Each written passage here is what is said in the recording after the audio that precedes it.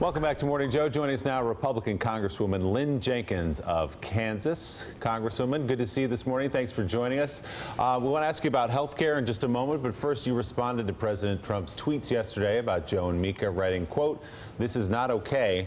As a female in politics, I'm often criticized for my looks. We should be working to empower women." What about the tweets yesterday from the President of the United States, a member of your own party, we should point out? Did you find offensive? Well, I just thought it was disappointing. As a female who's been in elected office for many years, I've been subjected to this for many years, and it's not okay. And it's a huge distraction from the hard work that we have to do on Capitol Hill. American people are hurting. They're concerned about national security. We've got a healthcare system that's falling apart on us. The growth in this economy is anemic. We need tax reform to get the economy moving, getting people back to work, get more money in people's pockets. Those are the kinds of things that we should be discussing this morning, and this is just a distraction. Well, the offensive content of the tweets that you've laid out there aside, I want to go to the point you just made about it being some kind of a distraction. What is the practical impact in Washington as you're trying to get business done on health care in particular of a story like this, and not just this one, by the way, but others that are created by the president when he tweets?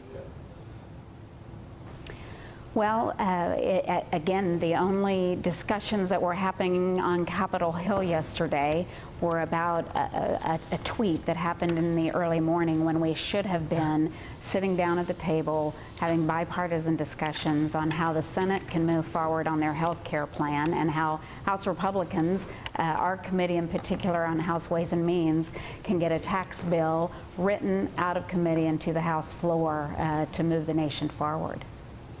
Yeah, and I think you probably would have liked to focus on some of the illegal immigration laws, two things that were passed through the House yesterday, including Kate's Law. But let's focus on health care for a moment. You all got something through the House a few weeks ago.